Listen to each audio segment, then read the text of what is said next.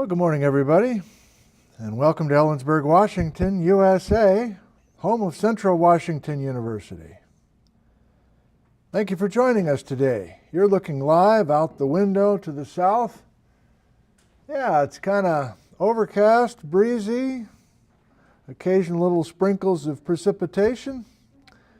It's a nice day to be inside here in the classroom. It looks like we are loud and clear, which is a relief. Let's switch the camera, visit with some of you.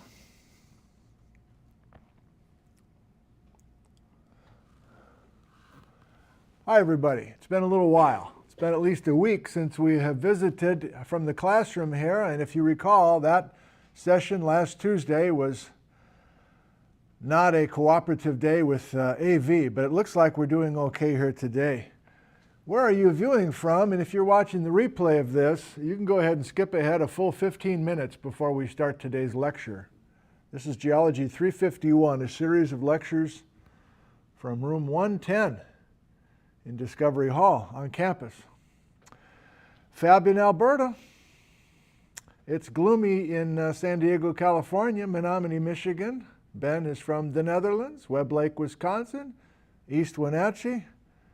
Many of our students are reading their paper assigned for today, so I'm distracting them, but they know that by now. Dayton, Ohio, Smith County, Virginia, Vancouver, Washington, Edgewater, Florida, Paris, France. Hello, Bernadette. Perry is in Bangkok, Thailand, Marysville, Washington, Arnhem, the Netherlands, Snohomish, Washington, Asheville, North Carolina, Tinley Park, Illinois. Pat Miller, the artist, from Yakima, Washington. Christine is listening from Greece. Can you see me as well, Christine, or are you just listening? I would love to be in Greece right now. Hans is in the Netherlands. Don's in Los Angeles, everybody. Mount Pleasant, South Carolina. Dallas, Texas. That's Freddie and Nancy. Nina is in Norway. Hello, Nina. Petaluma, California, Ogden, Utah, Elma, Washington, Lancaster, UK. Sharon's at the Malaga Slide in Wenatchee, Washington. Bill is in Sonora, Arkansas. Wes is in Chelmsford, England. It's been a while since I've really concentrated on these places and just thought, it's just a miracle that we can do this. It's just a damn miracle. Sorry, Patrick. Mike from Toppenish, Washington, and so on. Thank you. Well, the students are starting to filter in. We'll get some energy going in the room, and I thank you for joining us today. You know how this works, right? I don't think you're new to the 351 scene by now.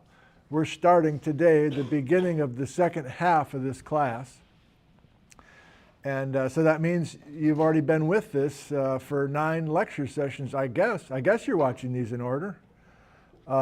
So you know that once we start, I'm focusing on the folks in the room.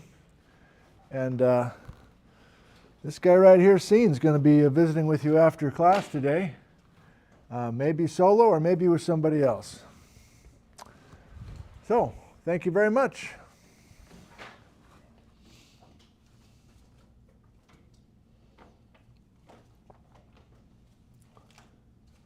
We'll go back out the outside shot for a little bit. Keep the iPad charged. Sage, how are you? Pretty good. Good. You got some interesting videos. I do? Yeah, those ones that you had us watch. Those are real interesting. You like those? Yeah. Wow. What did you like about them? Just all the new facts, really. Okay. Switching topics a little bit. Nice. Okay, this is good. Scene's commenting too, like out of the blue, like you liked him for a change. That's good. I'm not going to argue with that.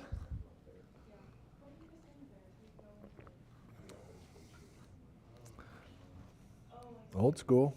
I like it old school. I Love read it it. on the computer and then I wanted to reread it on paper. Sweet.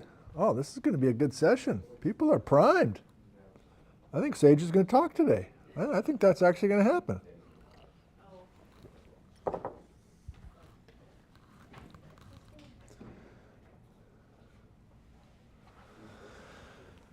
We'll go to the scene in Julie Cam.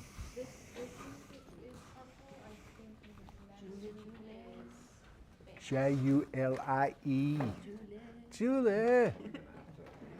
You're so amazing. Julie. It's the Julie song.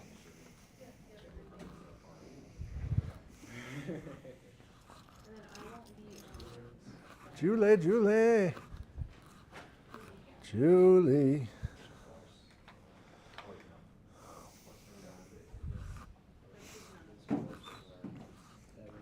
Mick's here, Matthew's here, Jess is here. Oh yeah, see, you can see now. It's in color. It's in living color now. I need to go print it out. No. No, she does a lot of impressive things, and her graphics are always quite striking, I would say. So she's a structural geologist. Among other things, but yeah, that's part of the bold open today, actually. Jess is shaking her head no for some reason. We're gonna do papers around this place. So I'm on the SEM today and tomorrow. Too aggressive. Much too aggressive. Ouch. Luckily you have one that's appropriately aggressive. Oh, this one you approve of? Yeah, I love that one. But don't go in there. No, don't go in there. That's a faculty room. Everybody's too aggressive in the faculty. That's obvious. Oh, we're getting some sun. I need to lower the blinds here. I don't want to overheat my stuff. And by stuff, I mean, just kidding. Sabrina. Scene's dying to know what's going to happen today. Inquiring minds want to know.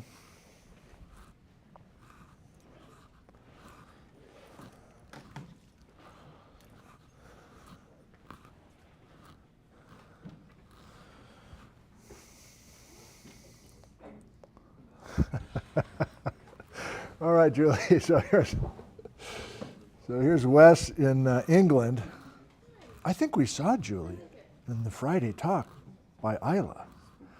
So now the guys are like, is that creepy? Like the guys are like, oh, I think we saw them in the front row at Isla's talk. And now are these? Were they here? This is from England. Someone from England. Yeah, that's interesting. We were in the second row. Not the first row. Second row. Yeah, let's not be crazy. All right. Yeah, a lot of Julie talk. Not really. Just kidding. Don't get hung up. Don't get hung up. Don't get hung up. I love. Eagle like you. Just kidding. There it is. It came out. I'm just trying It to came piss out. off. You gotta get nervous and pissed off. Oh, it's too late. Like a hat? No, you're just No. just fine. I don't think you have a big ego. I do though. Do you? I would I know think that so. unless you told me. Really? Okay. Oscar says energy seems low. I disagree, Oscar. How dare you? Oscar from San Diego, how dare you?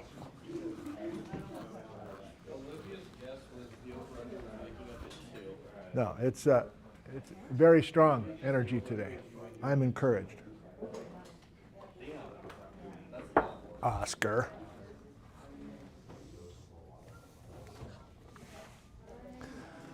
It might just be me, says Oscar.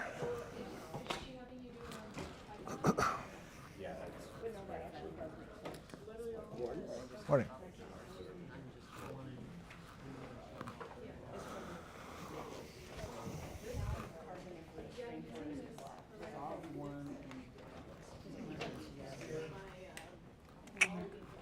Forgot to print a piece of paper, I'm sorry. Okay. I understand your concern. Thank you for having your concern. Thank you for also understanding why I think that's a good idea. I agree it's a bad idea. That doesn't mean I don't want to do it. I anticipated this reaction, and that's totally fine. You want to do it. But And you're hearing my... reason, and it's good reason. Again, it isn't, like I said, I don't think, Go for it. She'll sign it. I'll sign it. It's fine. If you have a change of heart, even after the first few days, you go to each of those lectures, you go, this is way too much, then you can make a change then. Yeah. Okay. Alita, hello.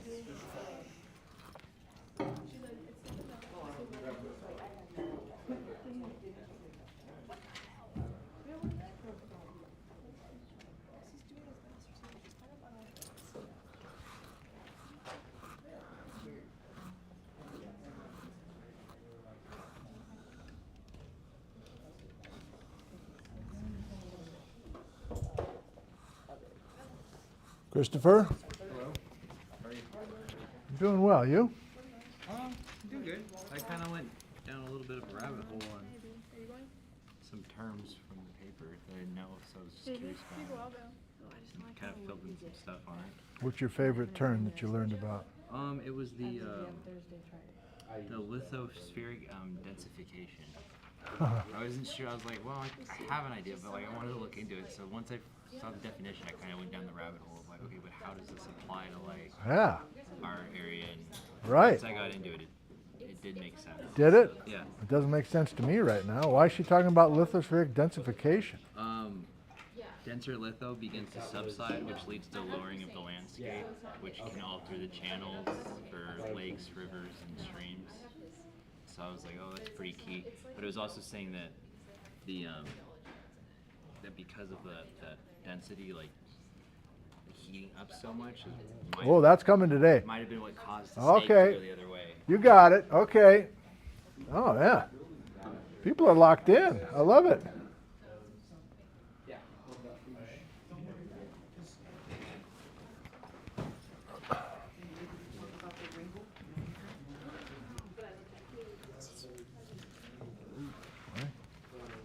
You're giving a talk or a poster on Thursday?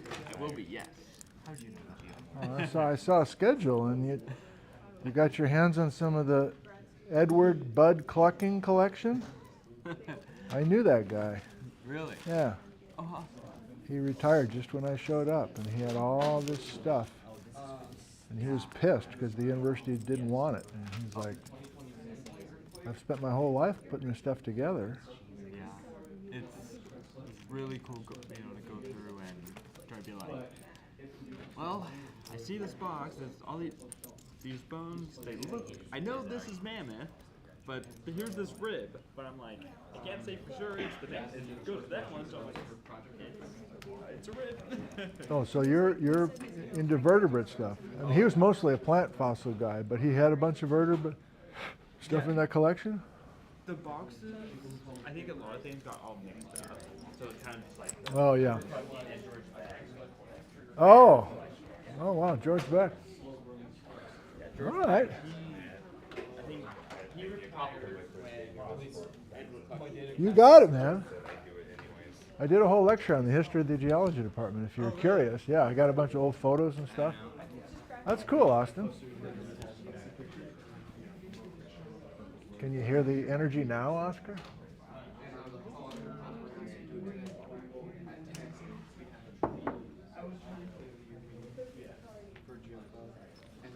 So we did that.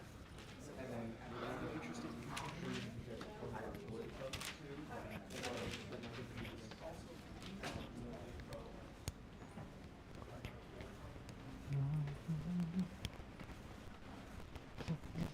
Hello. For you. I felt like a student lost on the first day. Oh, I'm glad you're Which one's here. the geology building? You found it. I went in 3 other buildings. So how long do you have? Do you want to I just? gotta be back at 1. Well, you're welcome to sit in for a little bit, and we're just about to start. There's just some guest chairs over here. Sabrina, this is Emily. Hi, Emily. Nice to meet you. I'm I'm Sabrina. a geologist at the survey. Oh, cool. Just in town for the day. She's one Figured out of I Jordan can say Jordan hi. Carey's bosses. I think it's great, but So you can pop out, disappear whenever you need to. I mean, we'll be going till about 10 minutes to 1. Yeah. Thanks for coming, Emily.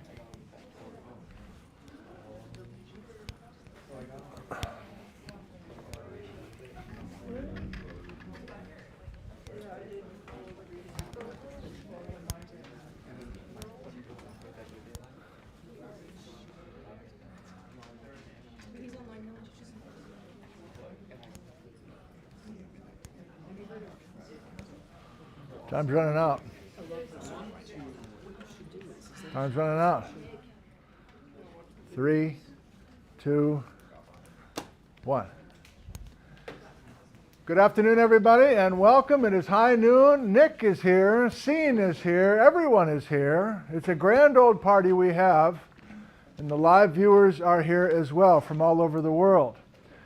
Thank you. How'd you do on the midterm? What are the results? What's my score? I peeked at them quickly. I haven't graded them yet. I peeked at them quickly.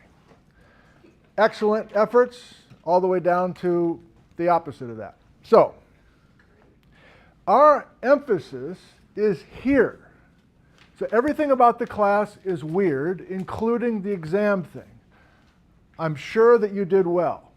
And if you didn't, I will have some constructive criticism for you. But more importantly, we're preparing for these sessions. Instead of just learning on your own and then all the emphasis on the exam, we're doing the opposite here, basically. We're reverse engineering the whole thing. So I think many of you have that sense. And so this back and forth is what really matters. And I've been very pleased with the energy so far, just people coming in the room and talking about, I actually liked the interview that I watched yesterday or whatever. So we're going to use your thoughts on both interviews and the paper from Lydia Steisch. But as promised, we're starting with the bold open. Here it is. I've been practicing in the mirror all morning. Lydia Steisch, who you met with the Zoom interview, showed up about 10 years ago. And she went to the Saddle Mountains. Now, most of you were at that field trip. This is the bold open. I have to have your attention for this. This sets the hook for the whole, not only today, but Thursday as well. So she got a brand new job with the USGS 10 years ago. She was young. Her first gig is to be assigned to the Saddle Mountains Fault and to work with the layers that were offset by the Saddle Mountains Fault, and her charge was to learn some new things about the Saddle Mountains Fault, ultimately talking about seismic risk in central Washington. She did that, but that's not the paper you read. Because 10 years ago, she started sampling from the Ringgold Formation, the Ringgold that was offset dramatically by the Saddle Mountains Fault. Do you remember when we met? Crab Creek, looking up into the sun, Sky Cooley's there, Andrew's there. We're looking up at the Elephant Mountain. We see the brick red of the Cougar Point Tuff 7. But there was stuff above the Elephant Mountain flow. At the very top, there was a tan layer. That's what Lydia started sampling. And the sand was from the Snake River.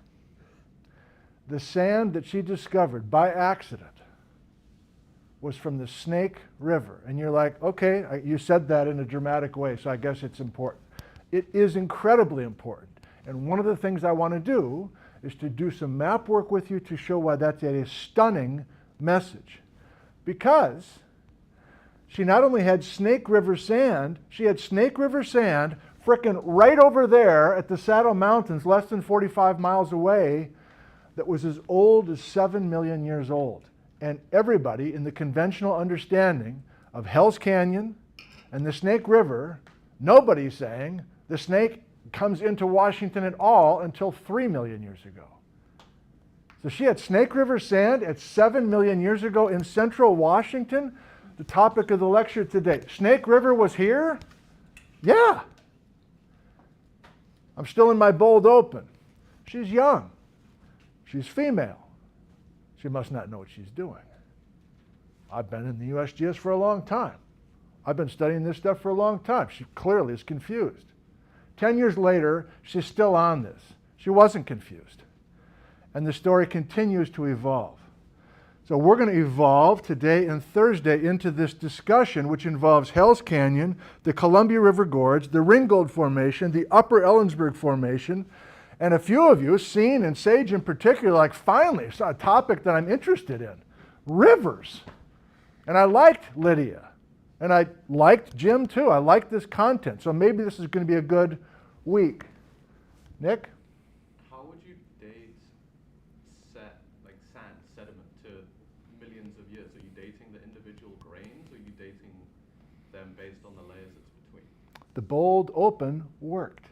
I have you interested. We're getting there. I'm not going to answer your question right now, but we're going to get there. How do you date a sand? What is the sand made out of? How do we know? Oh, he's leaving already. He wants an answer immediately. That Nick, just arm wrestling every day. Okay? Good.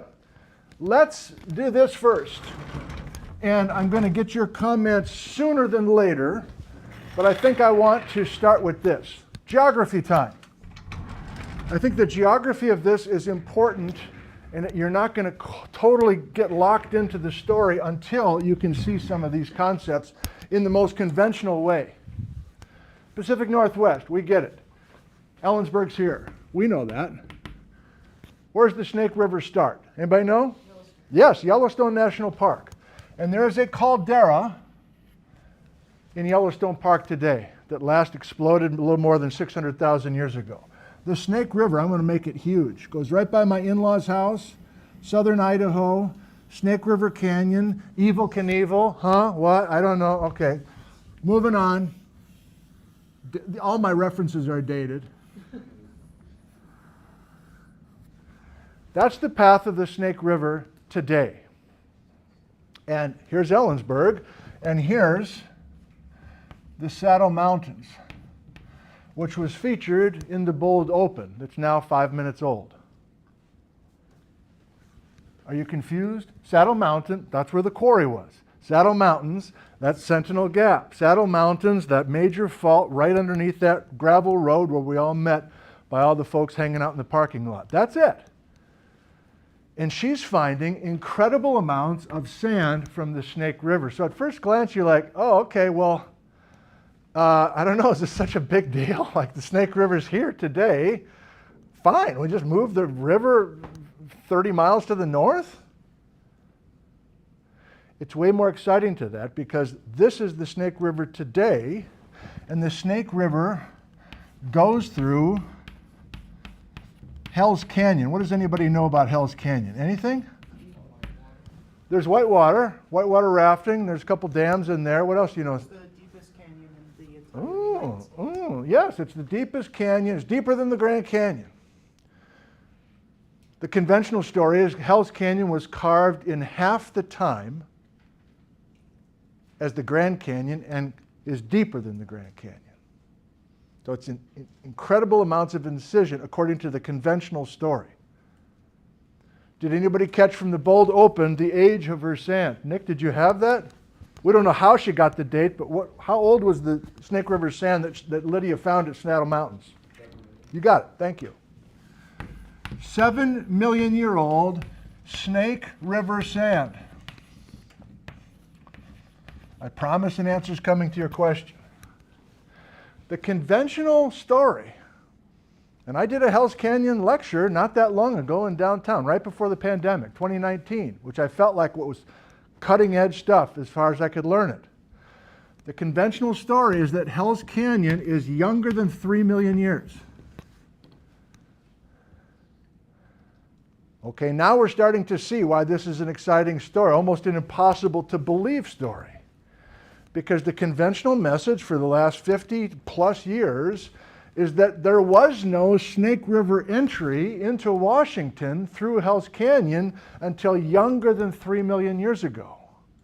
There was a Snake River down here, but it didn't go to Washington.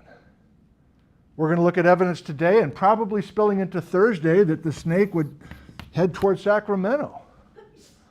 These are all divides that are changing. These are all drainages that are changing. Chris did some homework and went down a rabbit hole with some terms.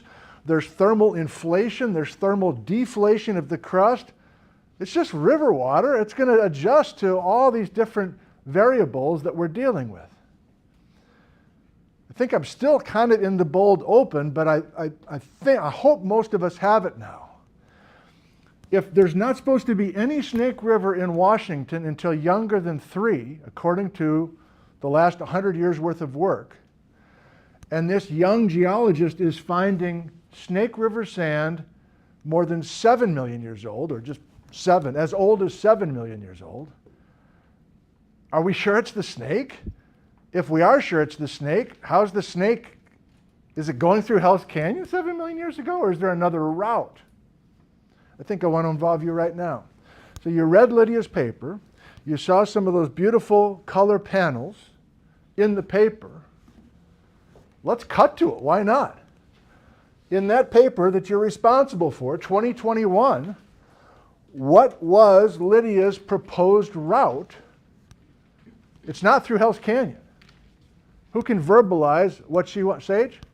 It went north around the Rocky Mountains. it went north around the Rocky Mountains. She had something like this.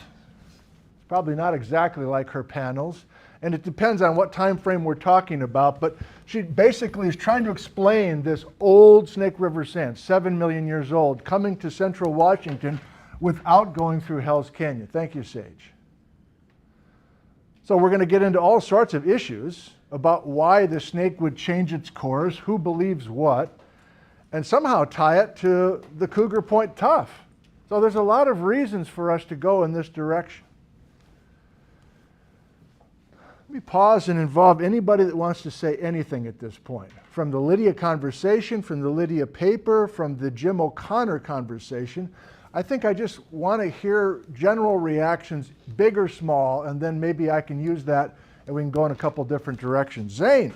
So, I may have missed in the paper, but what is it specifically she was using to identify that it's the Snake River sediment? Good. Okay, you both want to know this. Both you guys want to know, how is she so sure it's Snake River sand, and how is she so sure that it's that old? I'll use that in a second. Let's get more. I'm just basically, this is almost like a Zoom interview right now. I'm just looking for directions that we can go. Indigo. What evidence do we have that it went down to Sacramento, the river? That's coming. Oh, I got to make a freaking list of this stuff. Age of the sand. How do we know the sand came from Idaho via the Snake? And who's saying this to this Sacramento?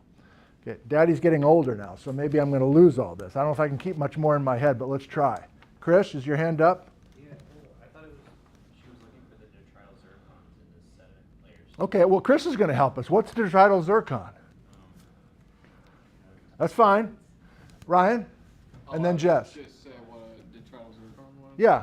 It's zircon that has flown through a fluvial system, eroded out of a rock, and put it somewhere else. Good. So I'm sure there's special words that I don't know, but the concept is, so far in this class, I'm going to go to the strat column in a bit, so far in this class we've been so obsessed with zircon. Why? So far in this class, from the lower Ellensburg, Nick, where were we getting our zircons and why were they important so far in this class? Oh, where we were getting them? Good question. They're important because you can get really, really specific dates out of them. Good. From where? From what units had the zircons that gave us specific ages? It wasn't the basalts. Ryan. The zircons were in the pumice class, like in the Vantage. The zircons, okay. So the interbeds. So far in this class, we weren't dating the basalts, we were dating the zircons. Now those are not detrital zircons. Those are igneous zircons. What is there? There's a word for that. I don't know. Pardon?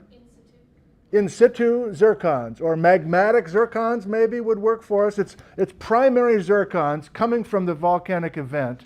And yeah, we've got people upstairs on the third floor hunting for these zircons.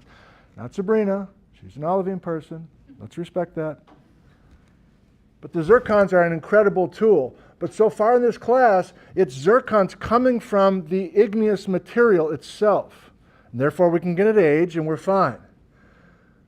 But detrital zircon is something different, and Ryan is saying the zircon is not flying through the air like the Cougar Point Tuff or in some sort of magma in a batholith. This is zircon that's moved by a river. It's detrital. It's like grains of sand being moved. And so there's questions right now, like reasonable questions, like how you know the age of the layer then if every little grain of zircon is a different age? And how do you know it was the snake? Anybody want to try either of those? James, super senior. To know where it comes from, if you get an age of that zircon, you can try to match it with other published ages elsewhere. And if you got in, thank you, James. And if you got into the fine print of Lydia's paper, which I don't know if you needed to do, remember that read the abstract 3 times, read the captions of the figures, read the conclusion, maybe you're good. You've got a few things written out as notes for yourself. I don't know if you're following those instructions or not necessarily, but it seems like we're doing okay. But if you went a little further with Lydia's paper, how can I tease this out of you? So say what you said again, please. You get an age on that zircon, and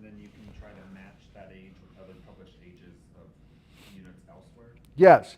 So you take, you get, so the detrital zircon game, I still don't totally understand. It's beyond me to a degree. But it's a statistical game. You're looking at thousands of these little detrital zircons, and you're looking at populations and getting broad ages of those populations and then trying to match them with bedrock that has similar signatures. So there's a lot of plots that she had, all sorts of little detrital zircon plots that were talking about sources in Idaho, bedrock sources in Idaho that matched with these individual zircons that are detrital zircons that got moved up here by rivers. She also sampled modern rivers in southern Idaho, scooping up modern sand as well as scooping up old sand up at the top of Saddle Mountains. And Nick, I think another way to get the age is simply to see that bed of sand and do you have a tuff above and below and know where you are. And that was in the other Lydia paper that was a little bit older, that was my responsibility. Okay, I'm loving the energy. I'm loving the energy. I'm loving the energy. Okay, here we go. So I want to eventually get to why we're talking about Sacramento. And I think I want to lean into the conventional story for a little while so that you feel like I'm not too loosey-goosey. I was going to make some comments there. I don't think I am. All right. So what looks familiar? Hopefully the bottom half of this. It's what you drew on page 1 of your midterm exam. I don't need to go through this all again. We're bored by it, maybe. We're done for now, barely Ellensburg. We're done for now, lower Ellensburg. Red and red, the two Cougar Point Toughs. Cougar Point 7, 11.81. Cougar Point Tough, 11.22. That's Cougar Point 11. Elephant Mountain is where we quit a week ago, right? Everything below Elephant Mountain, which is 10.81, is lower or barely Ellensburg. I think we're done, really for good, except for Andrew Sadowski's field trip with us a week from Thursday. He wants to go back and look at some of that stuff. That's fine, but for the most part, we're up here for the rest of the class, baby.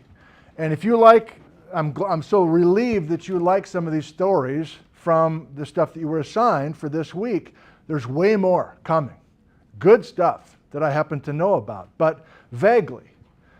So I'm semi-comfortable with the rest of today and Thursday, but I think there's some new narratives even with what I'm telling you now. Like I might evolve as I talk to more people. I'm going to try to get a hold of Lydia. She's literally in southern Idaho this week with Jim O'Connor. Both those folks you heard, they're in some Motel 6 or whatever at Burley, Idaho, looking at some field stuff this week tied to this problem. So maybe I can snag her in her motel room and do a Zoom chat this week. I'm not sure of that, but I'm going to try. Okay, let's do some real things. So therefore, the upper Ellensburg, which is equivalent to the Ringgold, depends on who you talk to, depends on what paper you read. I don't give a shit. I don't give a shit about that. We're gonna say these two things are exactly the same until proven otherwise. I tried to get O'Connor to say something definitive. He wasn't interested. Am I kind of a dick with these people? I'm always trying to like needle and get, come on, say something controversial. I don't think they take it that. Nick's nodding yes. Okay. So it's our deal, right? If I say upper Ellensburg, I mean Ringgold. If I say Ringgold, I mean upper Ellensburg. Until we're proven otherwise, we're fine. So that means the upper Ellensburg, Ringgold, is as old as 10.81. We're sitting right on top of that Elephant Mountain. Did you go up with Sky up above the Elephant Mountain? Some of you did. You were up in the upper Ellensburg, whether he mentioned it or not, or whether you understood it or not. So 10.81 is our base, and I think we're going to go as young as 2.8. I'm a little sketchy on that, but I think that's as young as we're going to go. So we're into the Ice Age. We're approaching the Ice Age, which is our time window for the whole class, right? So we are picking up the pace with knocking off a bunch of millions of years of time. But let me be real with you. I'm going to give you a broad, so Nick, this is especially for you. I'm going to give you a broad story from what I think I know this week. And I think we're just going to keep revisiting 10.8 to 2.8, and we're going to find more stories. And of course, if we approach the Cascades, it's going to be a different narrative. And if we go back out towards old Snake River story, it's going to be something different. But if we get up to 2.8 this week, which I think we will, you might go, well, what's left in the class? We're already to the Ice Age. We're done with the time window. We're not marching through time the rest of the class. We're in this window, and we're just going to keep fleshing things out, you and I. I know that some of you are really digging that part of it, and I was hoping that everybody would get there, but it still makes some people nervous that the teacher doesn't know everything a month ahead of time. The teacher doesn't know things ahead of 12:30. We're figuring it out together. Okay. Joe. Are the yellow circles? Let's go. Yeah.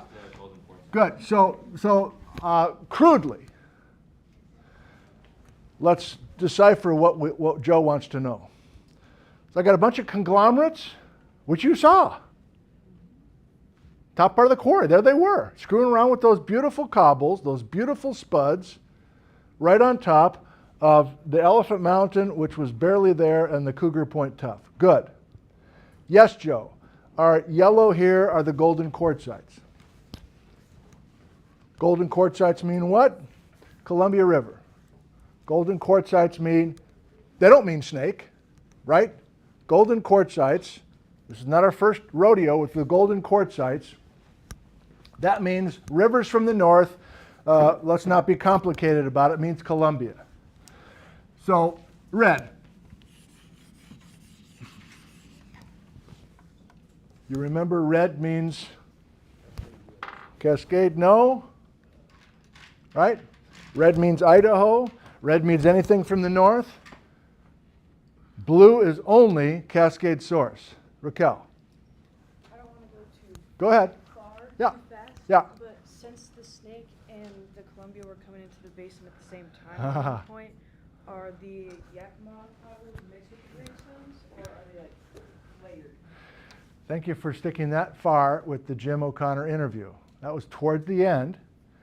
And Jim was like, not all quartzites are from the Columbia. And if you really look at the base of the Ringgold, there's a bunch of greenstones in there, which doesn't mean Columbia either. Thank you for your preface. I'm going to put you off for just a second, but we're coming there, yes.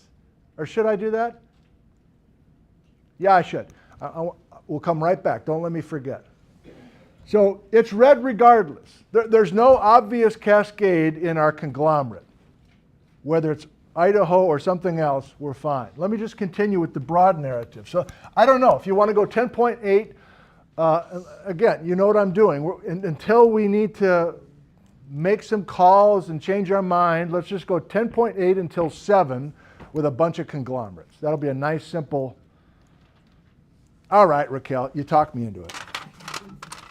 So Raquel and many others stuck with that Jim O'Connor interview. Jim is such a wealth of knowledge. He's also kind of a slow speaker. And it's tough going.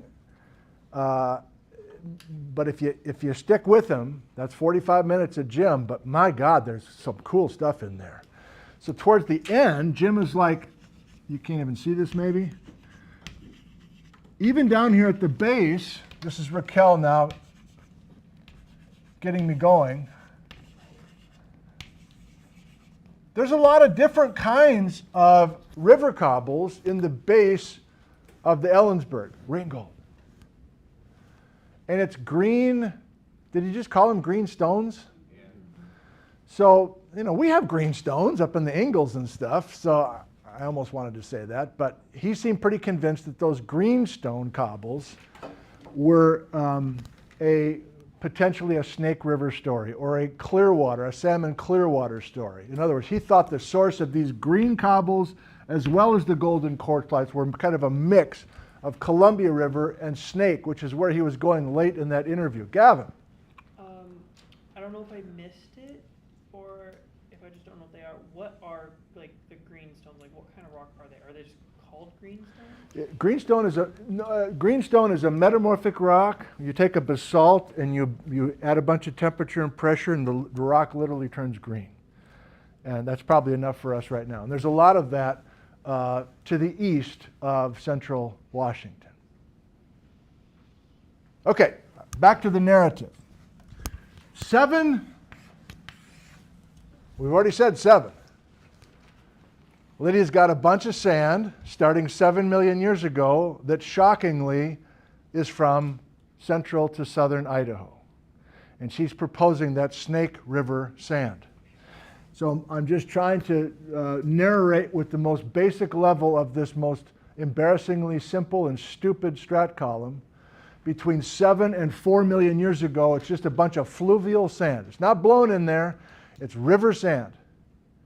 And everybody's known there's river sand between 7 and 4 in the quote-unquote Ringgold, but she's the first to carefully look at the detrital zircons in that sand and saying, we need the Snake River coming into central Washington. Remember, from the map, the conventional story says 3 million years is the first time that we're bringing the Snake in. But Lydia's like, here, 7 million years, and Jim is saying, we got the Snake coming in right after the Elephant Mountain. That's even more radical than Lydia. It's exciting. Full disclosure, I saw Jim at a gathering in the Columbia Gorge a week and a half ago, and I think I said this, didn't I? Yeah, he said, I've been watching the 351. I've been thinking a lot about the Ellensburg lately. I'm like, oh, really? He says, yeah, it's premature. I don't want to talk about it, but we got some good stuff going with the Snake being a lot earlier. The Snake even flowing north a little bit into central Washington. So I said, can I get you on camera? I promise we won't talk about it. And then like a half an hour into it, I'm like, come on, let's talk about it. So that was what we were doing towards the end there. He finally like, okay, I'll talk about these greenstones. And the fact that he wanted the Snake River to actually go north, I don't know if we want to go there. There's more. Alita. That's good. So he was talking about the Ringgold Basin and stuff. Yeah. And I didn't really understand when he said the upper part is Lacustrine. Lacustrine. Lakes, in other words. So thanks for pushing us that way. Yes. So the sand has a story. It seems to be surprisingly a Snake River sand story as opposed to a Columbia River sand story, or maybe a combo. But Alita now says he really got off on the fact that there was a lake. So these symbols here are just trying to show fine-grained muds, fine-grained clays. What did he? One of my favorite moments from that chat with Jim, he said, it's always bugged me. Does anybody catch it? As long as I've been up here, it's always bugged me what?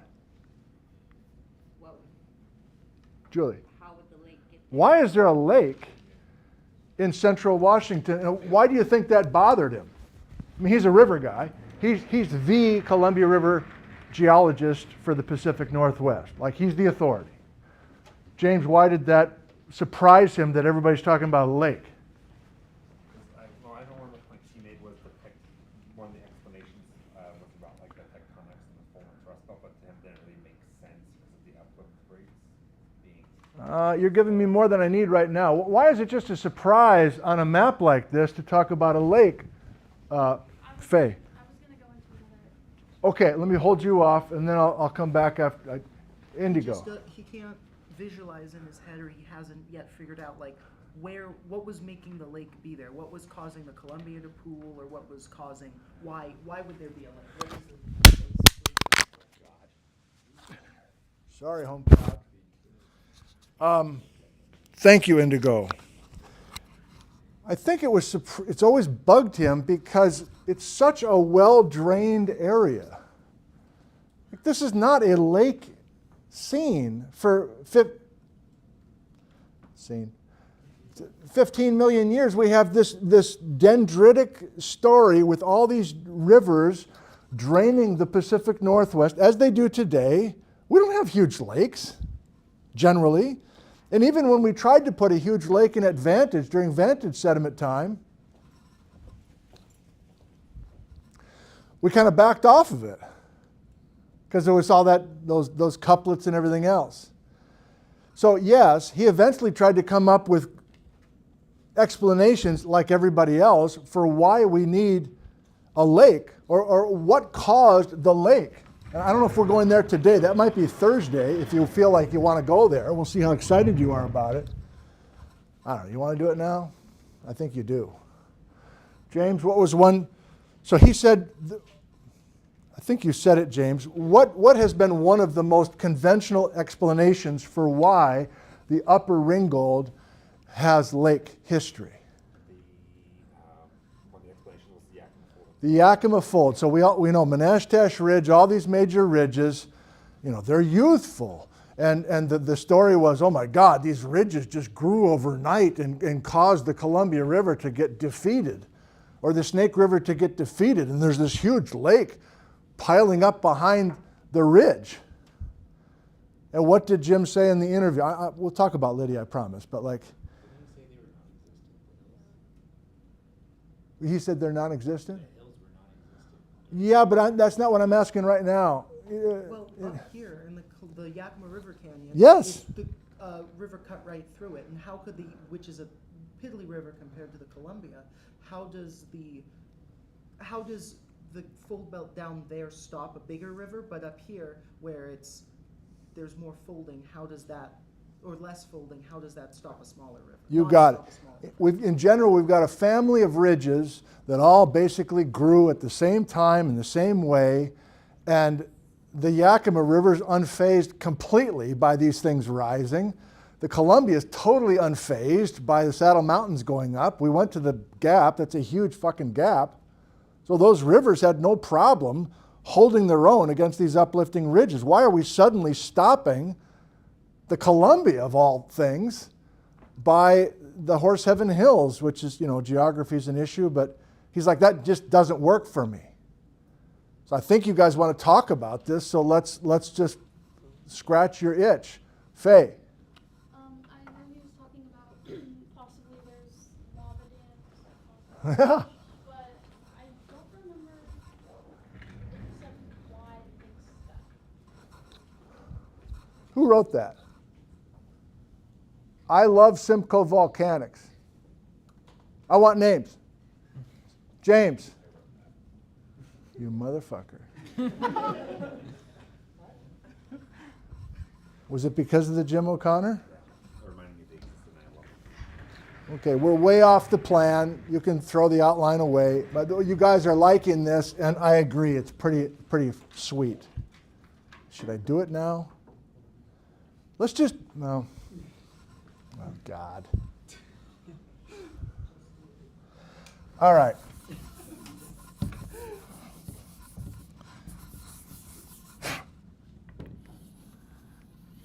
In the late Ellensburg Formation time, also known as the late Ringgold Formation time, you've got, I'm not going to go to the strat column, so that's starting about 4 million years ago, we start showing up with a lake. Everyone agrees, that's been known for a century.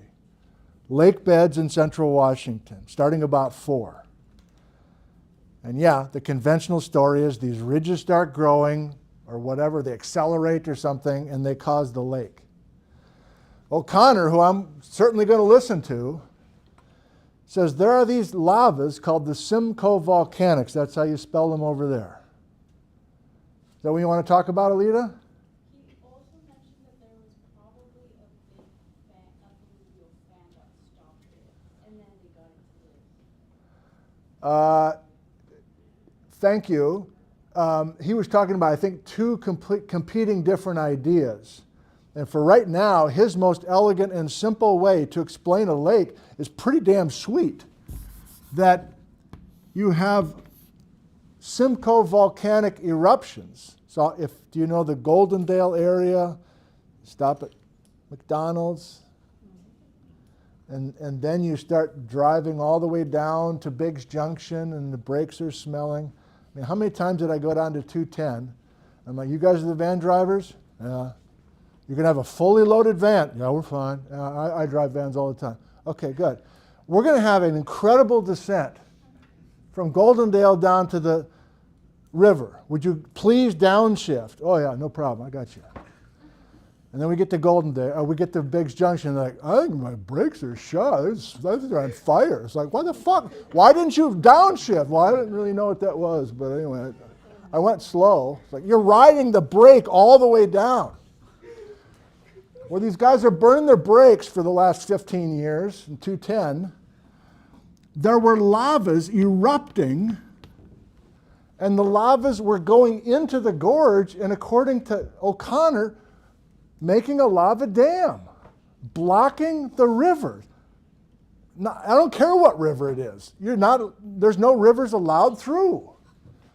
And if you have a lava dam here, you have a lake. You have rivers going through the Columbia River Gorge until you plug the Columbia River Gorge with lava. And so what must be the ages of, God, we are really all over the place. What must be the ages of the Simcoe volcanics then? He said it, because I didn't know. I said, what's the age on this stuff then? You don't have it? I think, Raquel? I got 4.5 and 1 million. Yeah, I just remember 4. You're probably more accurate. There's a lot of lava pouring into that gorge.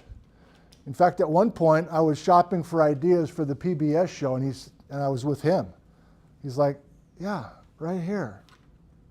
This whole thing was on fire with red lava spilling down between Goldendale and the gorge. I'm like, oh, really? I forgot about it, of course. The Columbia Hills is what we're talking about, and those Simcoe volcanics have the right age to explain this youngest part of the strat column. Apparently, I love Jim O'Connor. I didn't realize how much I deeply love him. We haven't talked about Lydia at all, hardly, which was not the plan. She's in the bold open. Are we comfortable with our changing grain size? And I want to say it one more time. So far in this scattered session, which I'm thoroughly enjoying, by the way, 10.8 to 7, dominantly conglomerate, I guess, for now. Combination of greenstones and golden quartzites. Definitely not blue. No Cascade shit in there. 7 to 4, mostly fluvial sands. I guess we're still not blue. I guess it's mostly snake, which is red. And then I don't know what you call colored clay in the bottom of a lake. I don't seems inappropriate.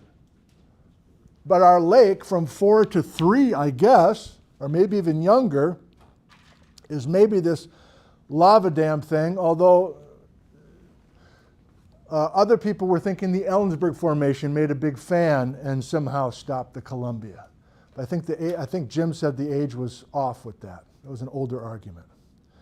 Julia, I'm having a blast, you guys. I don't know if you are. Does it matter if you are? Of course it does. Julie. It's a good lecture, Nick. Julie. He also mentioned Snipes Mountain. Okay. Was that also part of the Ellensburg Formation? I was thinking about taking you guys on a Thursday afternoon to Snipes Mountain Conglomerate, but I decided against it. So Snipes Mountain Conglomerate is this. And I was pushing him there too. You have a loose idea about the age of those cobbles. Can we get any idea? He's like, we still don't really know if there's a huge time gap between the Elephant Mountain and these cobbles. I think he kept saying that these are younger and younger than we think, but let's not go there. Yes, so I ruled against going to Snipes. It's down by Granger because we've already seen quartzite cobbles. I think that's old hat to us now. I don't think that's super sexy anymore, even though there's a whole bank on Emerald Road that's nothing but these things. It is pretty stunning, but I think we want to go other directions, like Weenass Lake on Thursday to see that Cougar Point Tuff sitting right next to some Cascade ash. I was gonna ask if there was like a certain layer that's dedicated to, I don't know if we named it, it's like. Raquel, out of control. Raquel, totally prepared. Raquel you might as well be up here. Thank you. I think that's where we need to go next. I'm just following Raquel's every 10 minutes. Like, start talking about that now. Thank you. The outline was, well, we've kind of done it. I think I want to finish today by talking about the conventional Hell's Canyon story and why they were so convinced 3 million years was the date to finally break through. So let's get off of this. We're leaving this for now. I won't erase it. I think we're going to keep coming back to it. Where's our map?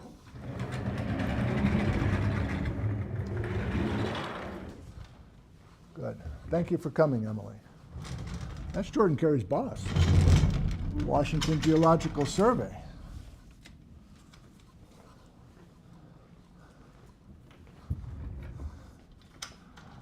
I can do this in 10 minutes. I purposely did not have you watch an hour lecture on the Hell's Canyon story because I wanted to do it organically in here. And maybe I'll send it to you at some point because you seem very interested in this. Yep, here we go. Why, up until Lydia Steisch, was there a 3 million year story? In other words, the Snake River was not entering Washington until 3. Are you with me now? We're off of Lydia. I guess we're saving a lot of Lydia until Thursday, it turns out. So we have 2 broad basins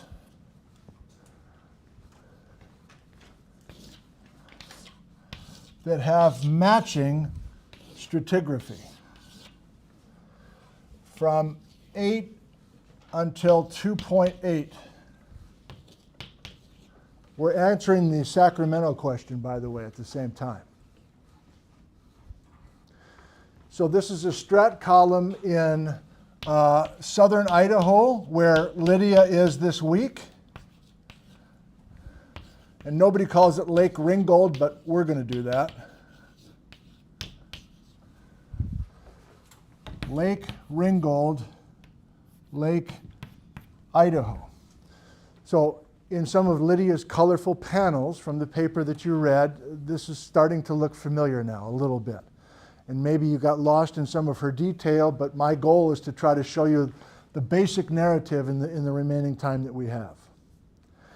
So if you study these sediments that were deposited in the Lake Ringgold Basin and sediments in the basin that we call the Lake Idaho Basin, they're remarkably similar.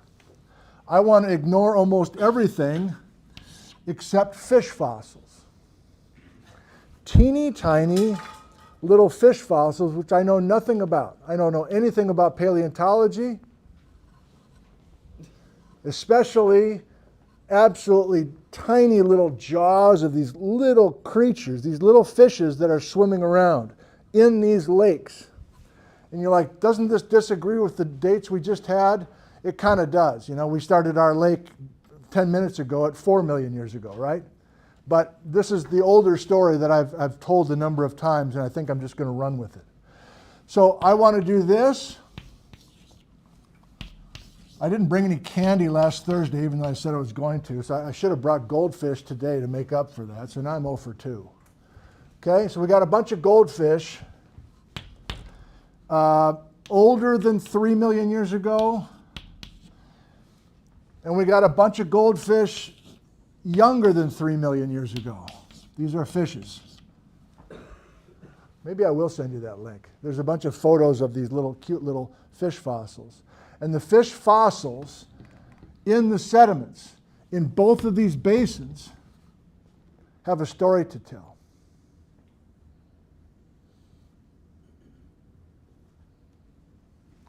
The story is this.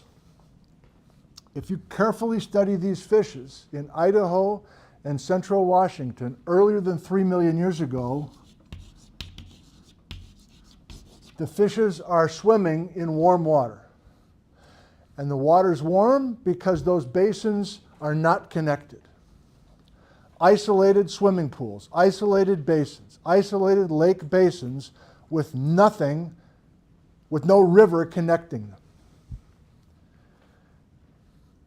And so I'm sure there's way more to it than just the fish fossils, but I'm latching onto that because I've just got a few minutes left.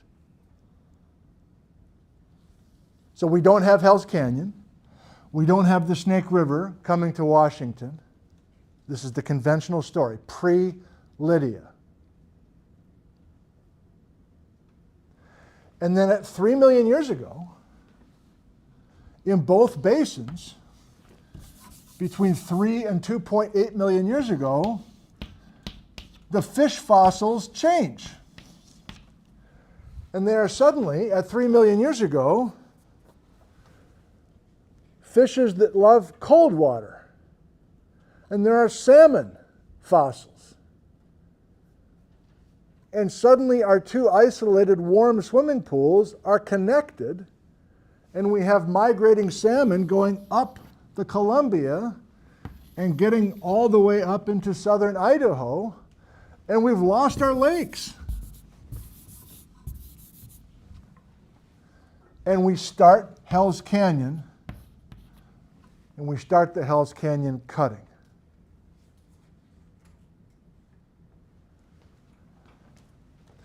So what Lydia's work in the last decade has been working against, in a healthy way, is that I think we had the Snake River. I need the Snake River to get to fucking Mattawa in central Washington 7, 8, even 9 million years ago. And how am I going to do it? And this is what they are keeping under wraps. In Lydia's paper, she said, I'm just going to go like that with the Snake River, assuming that this Hell's Canyon story is real, and assuming that there is no way to open up Hell's Canyon until 3 million years ago.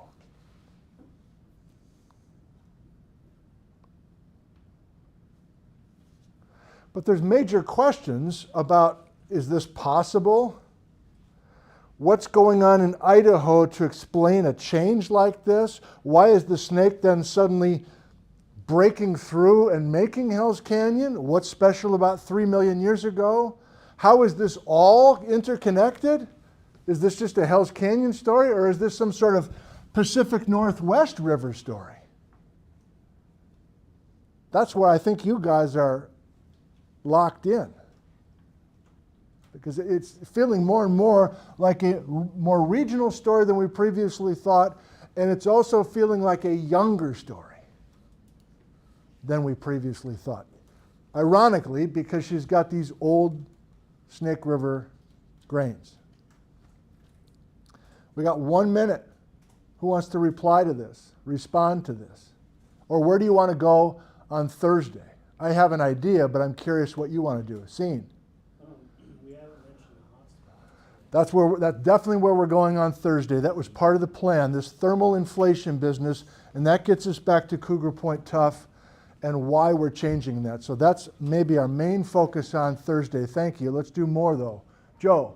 What is confusing me a little is if there's these zircons found 7 million years, or 7 million years old, Right. at Saddle Mountains, then what's explaining the warm water lake and the cold water depths? That goes up to 3 million and not connected with the old story and the Lydia story. I think in the paper that Lydia presented in 2021, the paper that you read, she's happy with the conventional story here, and that's why she's bringing this over here, and both of those can work in her mind. Do you see a problem with that, Joe? No, I think I was just a little confused by the other. Okay, yeah. But off the record, it sounds like these guys are doubting that the Hell's Canyon is that young.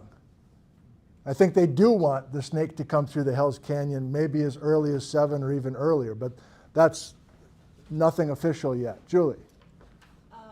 Maybe she mentions this in the paper, and Right. I apologize if Yeah. she does, but is there sand that dates to the Snake River along that path other than in Washington, that can I don't think so. prove that it's gone up? Julie wonders if are there checks on this route all the way through? I don't think so. We've got the source that she feels great about. She's got this, which she feels great about, even though everybody's talking her down. And we can explore a little bit more of that. Zane? So, I might be wrong on this, but since if the Snake River did come up through like northern Idaho and like the Spokane area kind of, Right. it would have been cutting through the basalts of eastern Washington. Yeah. Is there a riverbed there? Like, could that be one of the coulees that the Ice Age floods followed? Like, do we have a river path that goes through that area? 'Cause wouldn't it be still pretty entrenched into that rock? Zane's wondering about, do we have any evidence of this river? Is there a canyon that was cut 7 million years ago? Possibly. There's been a lot of loess deposited on top of everything. And did the channeled scablands take one of these old channels and use it? That's a very creative thought. We don't have that. Stick around, talk more if you want after class. Jess, one more. You had your hand up for a long time. Well, I'm just curious, kind of following with what Steve was saying, and then what Lydia's interview that I know we haven't gotten to yet. Right. Like, how does the hotspot affect us? It seems like it affects it in How does the hotspot affect uplift? Are we going to eventually go to the Cascade uplift, which was the main reason for my chat with Lydia, which is kind of off topic, but I mainly wanted you to meet her. We're eventually going to get to the Cascade uplift, and we are eventually going to get to blue, I promise. But we're having a hell of a time with red, I think. A good thing.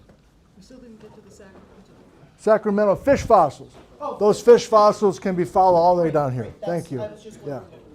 Okay, thanks everybody. I'll see you on Thursday. My favorite part about the reading was reading that the Yellowstone hotspot evaporated Lake Idaho. But does that completely change? Because at the end of the paper in conclusion, that's what it said. Evaporated. Like it went under and it wasn't drained, it was more so evaporated from the heat. But would that change the line that we made that was 15.2 of it crossing over into the Cretonic? Because if that's so young, and that's Doesn't make sense. It doesn't. No.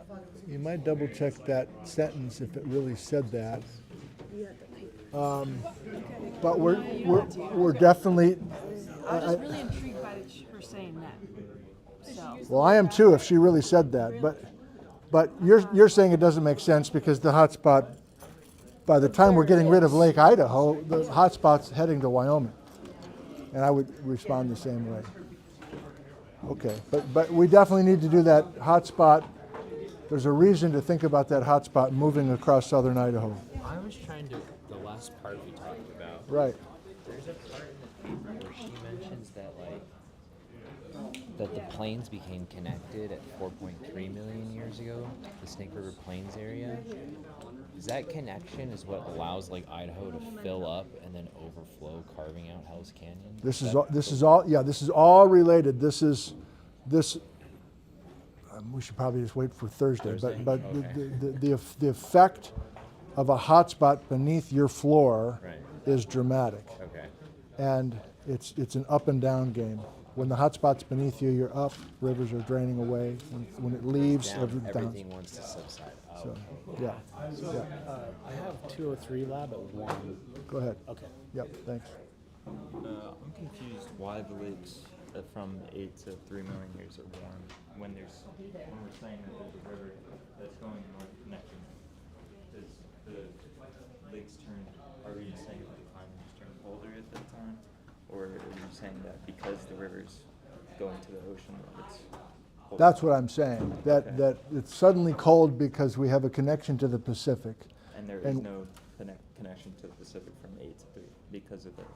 Because these lakes are landlocked and they're just receiving local water and they're trapping things. And why is there a northern lake at 8 million when we said the lava dam was at 4? That's hard. I'm mixing the old story, which doesn't talk about the Simcoes at all, and I was just jamming off of the interest in the Simcoe, but it was out of place in today's lecture. So it's a conflict between new ideas and old ideas. So I like that you're trying to make it all work, but I need to clarify that. I need to find the narrative on Thursday where we re-cement the old narrative and then bring in the new ideas that we touched on today. I think that will help minimize some of that. Thanks. So, How much? I got a question. How much like tectonic activity happened? Look on the map. Like, how much tectonic activity was happening kind of in like this area around from like 8 to 3 million years ago? Because right now that's the continental divide. Right. So you can't. So I'm wondering how. Well, the divide's here. Well, but, it goes through here currently. Okay. I think It bends down. I was like, it bends down through here, and I was wondering Okay. if this area has changed enough in that time, and maybe that was why it opened up Hell's Canyon, because Right. like some new mountain formed here, and the river could no longer flow that way. Good thinking. I'm sure she's thought about that. Look at her maps and see where she has the divide. The Okay. divide migrating is part of this story, that the divide is yeah. going to follow this hotspot. Yeah, because I was wondering about that, because I know that's a big thing. 'Cause I remember driving Right. across it by Butte. Right. But yeah, what's going on tectonically in the last, I don't think anything dramatic right in here. Okay. Yeah. Good. Sage. I was wondering, where are the Steamboat Mountains in relation to everything that she Just- was talking about?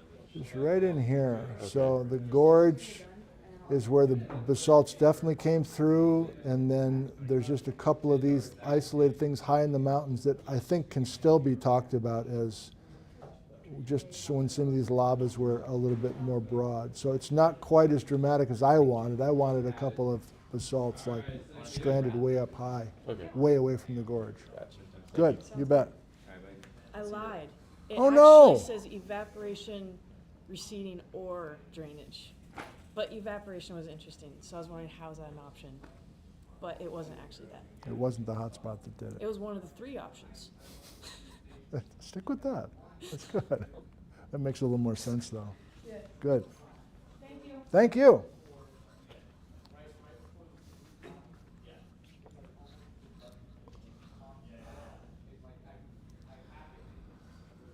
Well, that was fun. Sean had to go to a class. I think he chickened out talking to you. That's fine.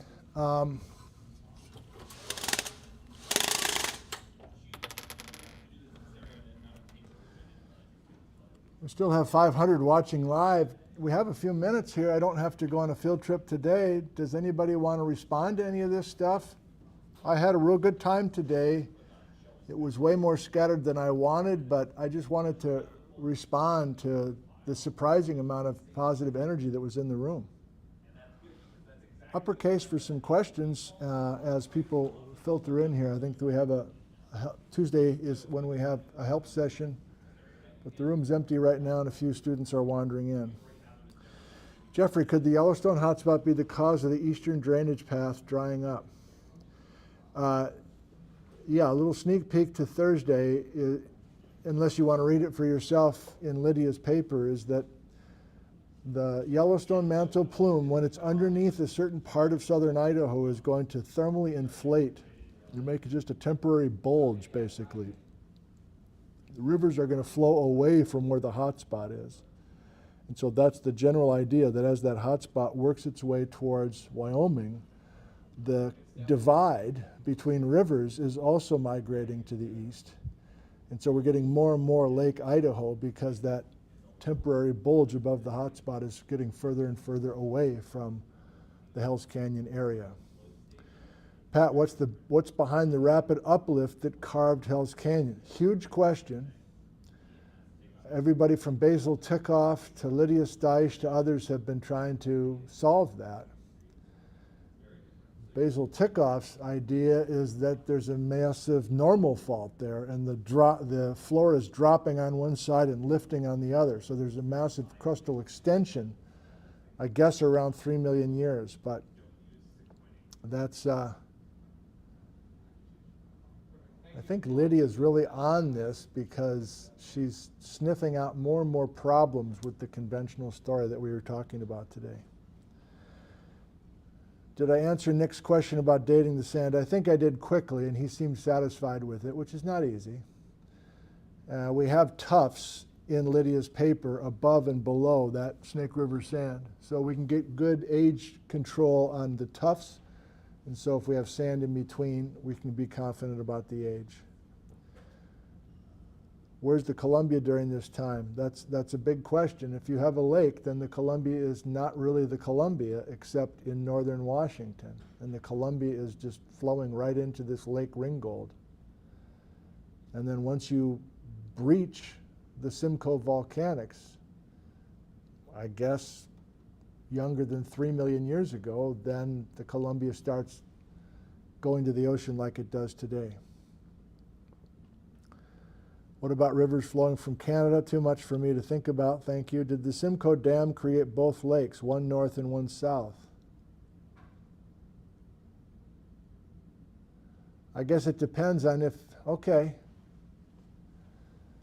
If it's true, I really need to get a hold of Lydia. If it's true that Lydia and Jim are unofficially thinking that the Hells Canyon scene is much older than 3, then yes, I think they are thinking that the Simcoe Lava Dam it's all one big lake. They're not 2 separate lakes, it's all one big lake.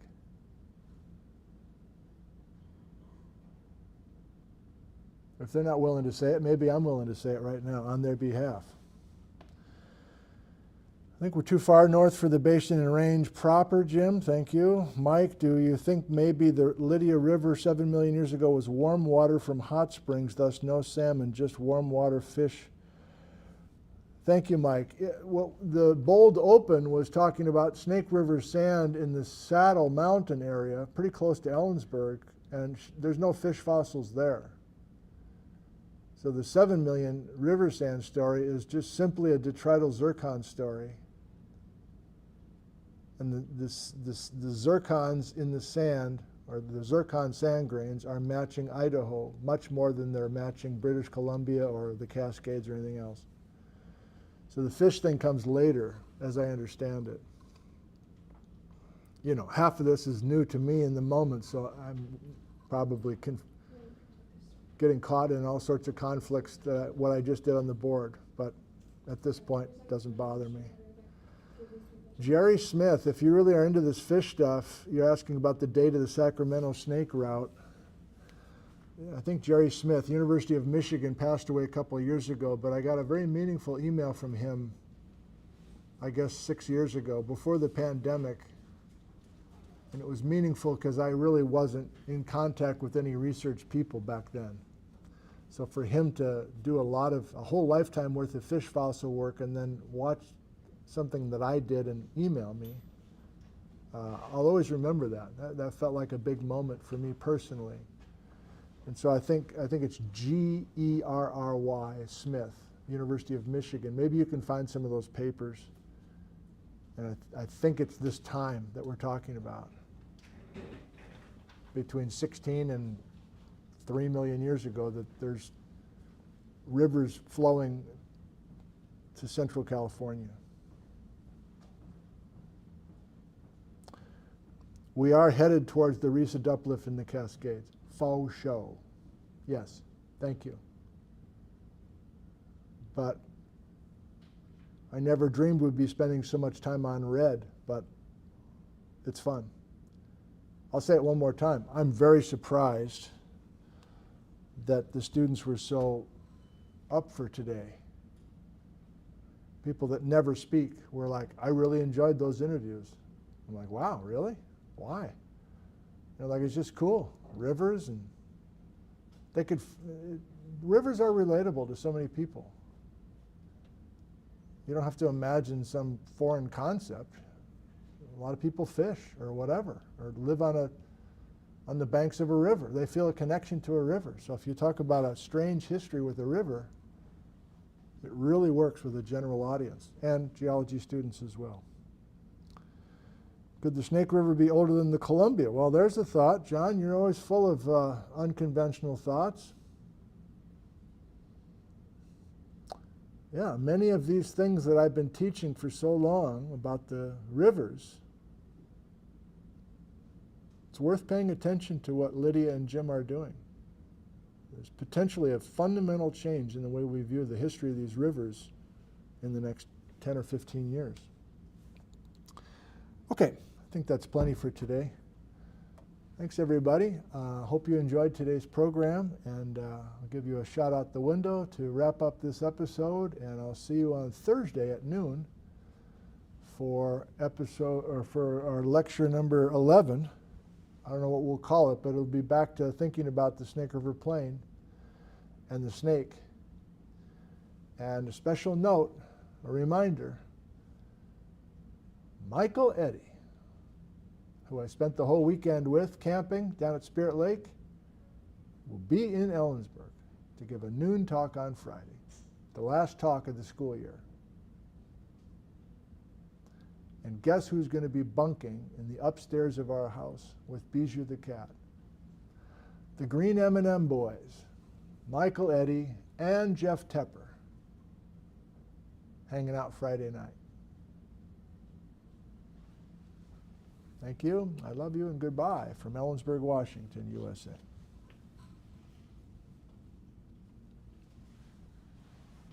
How's it going? Good, how about you? Good. Just making up a lab here? Yeah. My TA should be in here. Yeah, yeah, I bet you she will. Hopefully at least. Yeah, well, I saw her this morning. I'm surprised she's not in here yet, but hopefully she'll be here soon. Maybe the elevator's broke. The old elevator excuse. Ah, yes. I refuse to take the stairs in this building, especially like the middle ones, because I'm so scared of heights I can't do it. Oh my gosh. Well, that's an angle. I never thought of that.